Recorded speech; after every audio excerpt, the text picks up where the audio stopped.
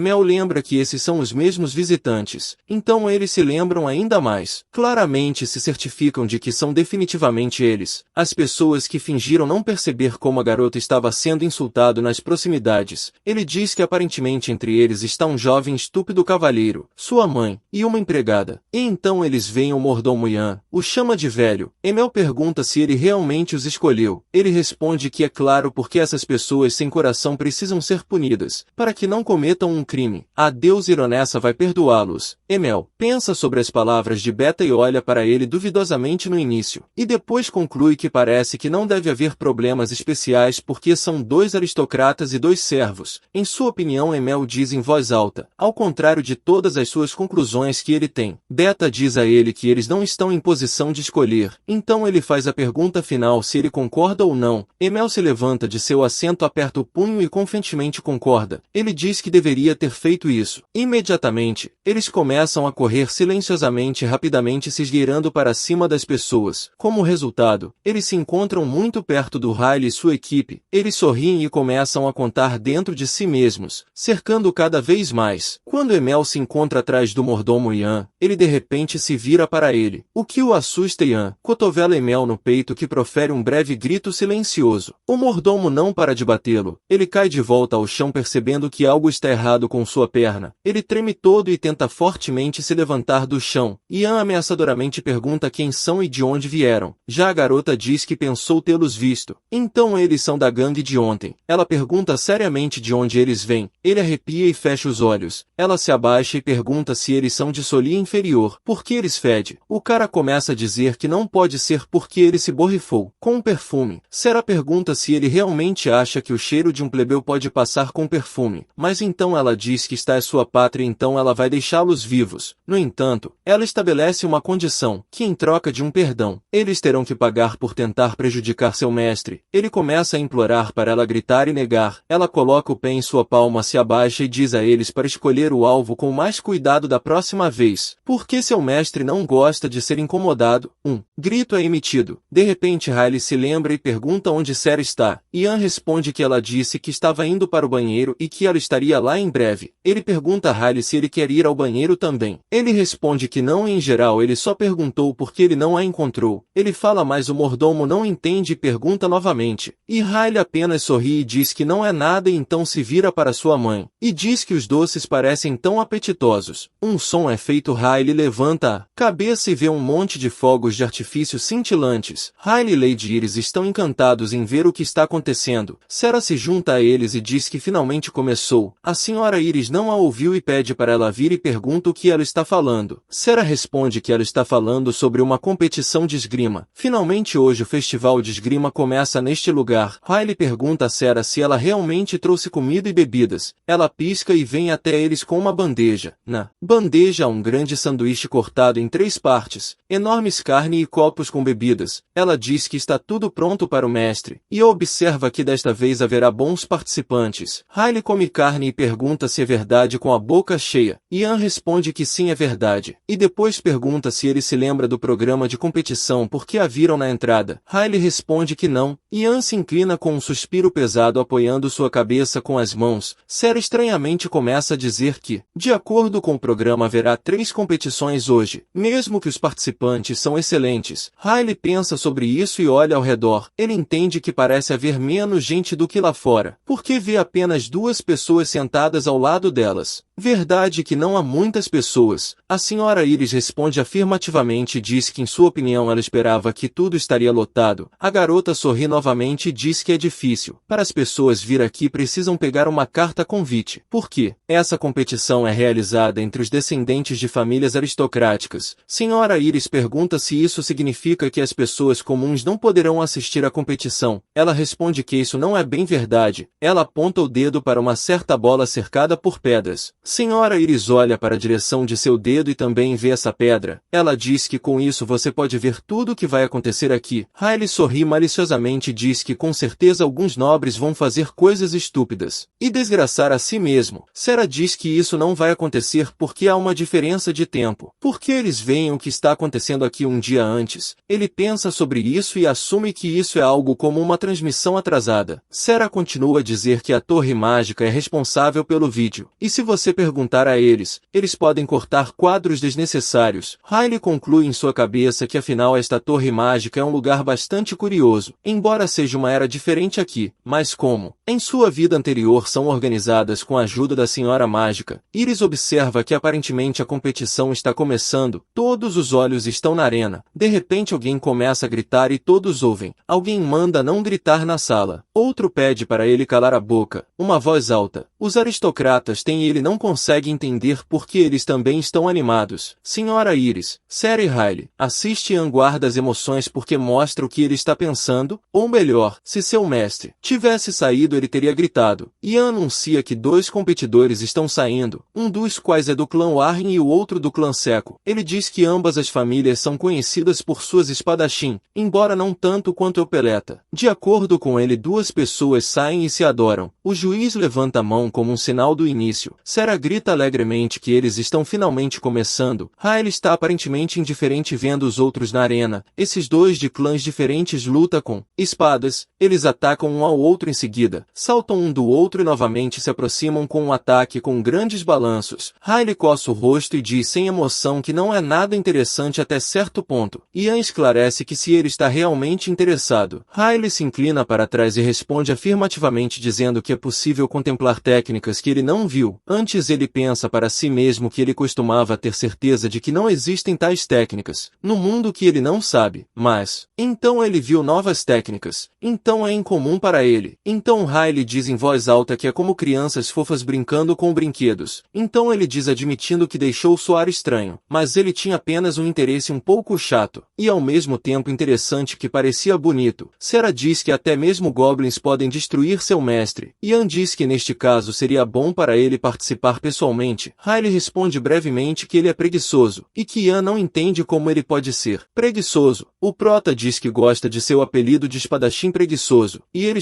realmente está dizendo a verdade. Ian congela e pergunta se isso não é uma piada. Ele se pergunta porque ele tem tanto talento. Por que ele tem uma expressão tão cansada em seu rosto? Por que ele esconde suas habilidades em seu rosto real? Por que ele vai com este apelido de um espadachim preguiçoso? Qual é a razão pela qual ele é chamado? Ele acorda de seus pensamentos. A senhora Iris diz que em sua opinião para que Jim tenha uma vida mais interessante, é necessário encontrá-lo uma noiva, então ela pergunta sua opinião. Depois dessas palavras Riley engasga em uma bebida. Ele se vira para sua mãe e pergunta se ela está falando sério sobre isso. Ela sorri e responde que ela está naturalmente brincando, e diz que Ian acabou de ter uma expressão tão concentrada em seu rosto. Riley se levanta de seu assento e diz que vai ao banheiro. Ele anda pelo corredor e se pergunta o que mais é essa conversa sobre a noiva. De repente alguém o chama. Ele vê um homem com cabelos azuis e uma mulher com cabelos longos e vermelhos. Esse mister com cabelos azuis diz que ele foi arrogante mais cedo. Riley parece não lembrar. Ian diz a ele que em sua opinião ele foi rude. O cara diz que tudo isso parece piadas infantis. Talvez ele não saiba quanto esforço os competidores colocaram na preparação. Bom pessoal, é isso. Caso vocês queiram a continuação, deixem aí nos comentários. E até a próxima.